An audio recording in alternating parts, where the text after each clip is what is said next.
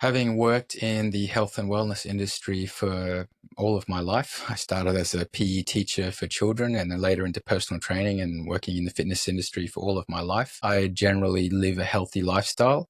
When I first came to China and was invited out to a company dinner or a company get together, everyone there is cheering with each other, their beer or their wine or their Chinese baijiu, which is the Chinese rice wine, the white wine. It's very, very strong.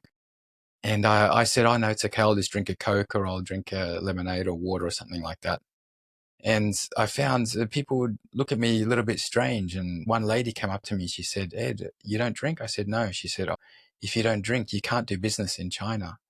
And I later learned about this, that actually the business and meetings and dinners and that drinking culture is a part of building trust and relationships with people. It's a way to show that you're a part of the team, so to speak. You don't need to get drunk. You don't need to go crazy and, overdo it. However, you will be invited out to dinners where they will offer you cigarettes or they'll offer you something to drink.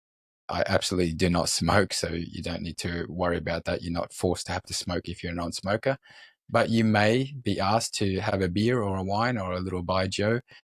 You cheers once or twice, then you cheers with some other people at the table to show your genuine attitude and your willingness to be part of the team as well.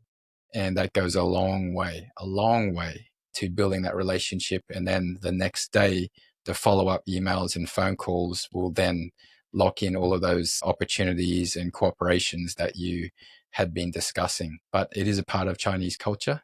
Don't be afraid. A little drink from time to time is no problem at all. However, be careful of the Chinese baijiu. It is very, very strong, much stronger than the sake that some people may be familiar with in Japan. It's stronger than whiskey. There's some questions over how much percent it actually is because sometimes it goes beyond what you would expect from even a strong whiskey or something like that. The glasses are very, very tiny, but a little sip here and there, you're certainly going to feel it. But as I said, part of the culture here. Welcome to China.